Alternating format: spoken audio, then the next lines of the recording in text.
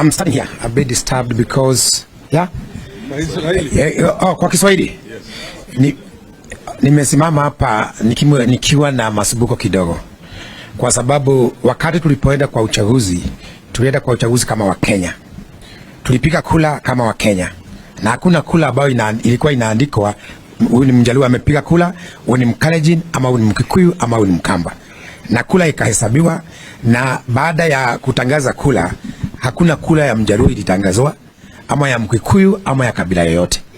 Lakini mambo mageni imeibuka kule kwetu nyumbani. Kuna story ambayo imekuwa ikitumika kwa miaka. Kila wakati wa uchaguzi mambo ya ukabila inawekwa, kwa sababu watu wanajua kwamba wananchi wa kawaida ukiwaelezea mambo ya kabila nyingine ambayo hawaja kunywa chai pamoja, hata hawajuani, wataona kama wanyama, kwa sababu wao wanakanga kwa nyumba, wanachuna majani chai na wanachuna kahawa. Ukiwaambia mambo ya Mkalenjin, umuonyeshe Mkalenjin ni mnyama, anafikiri Mkalenjin ni mnyama, hata ana pembe. Ukimwambia Mjaluo anakuanga na miguu mitatu, wao wanasema huyo Mjaluo anakuanga na miguu mitatu na kucha, kwa sababu wao wako nyumbani na wao ni waaminifu. Hiyo story ndio imetumika kwa miaka. Kuna wakati sisi na Wakalenjin hatukuwa tunaonana. Story ilikuwa imeundwa, ya kwanza ilikuwa imeundwa sisi na Wajaluo wakati wa Kenyatta wa kwanza. Hiyo ikakuja ikadidimia kidogo, ikaundwa nyingine sisi na Wakale. Hiyo ikapona kidogo. Hii yetu na Wajaluo ikaanza kupona kidogo kwa sababu ya Raila na Uhuru, na uchaguzi kafanyika. Mambo ya ethnicity sasa imerudi baada ya uchaguzi.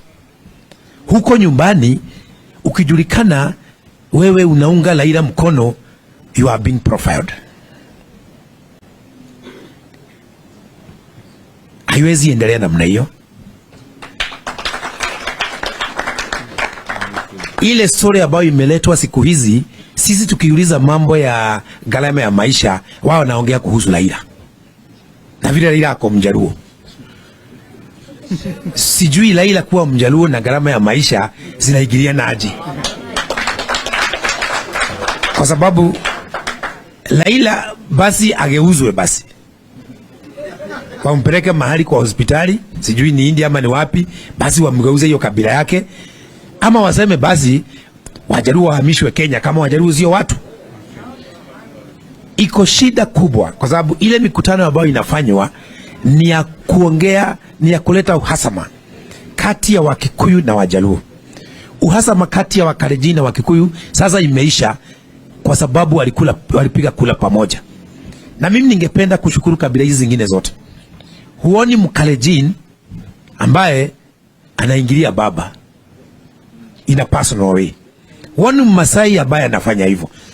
Na wale Wakalenjin, hata kama mimi si mkabila, rais wetu wa taifa, ni muite rais wa taifa, anatoka kwa Kalenjin. Lakini Wakikuyu kila wakiongea ni huyu mzee, kila wakiongea ni huyu mzee, ni hii kabila. Sasa Wakikuyu wao viongozi wachache wa Wakikuyu, mnataka kabila zingine ziwekwe kwa magari na UN wawe pelekwe nje ya Kenya ama namna gani?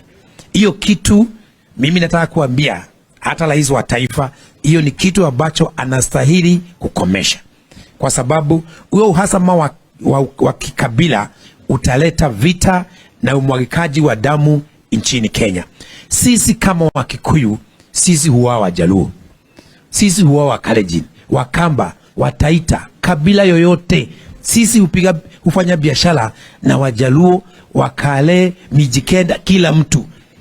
Lakini ikifika ni wakati wa siasa, tunataka kutengwa kando. Wakikuyu wakitengwa na kabila hizo zingine 44, 45, ni nani ataumia? Ni Mkikuyu. Kwa hivyo mimi ningewaomba, acha kuiguza. Mimi ningewaomba Wakikuyu, hii mjadala wa kikabila ambao tunaletewa ukome. Na kwangu ningependa kusema pole kwa makabila hizi zingine, na hasa Wajaluo, kwa sababu huo uhasama hautatoka kwa Mkikuyu wa kawaida, unatoka kwa viongozi 3 4 ambao wanajua kwamba ili waweza kusikizwa na mwananchi wa kawaida lazima wa mention Raila na Mjaluo.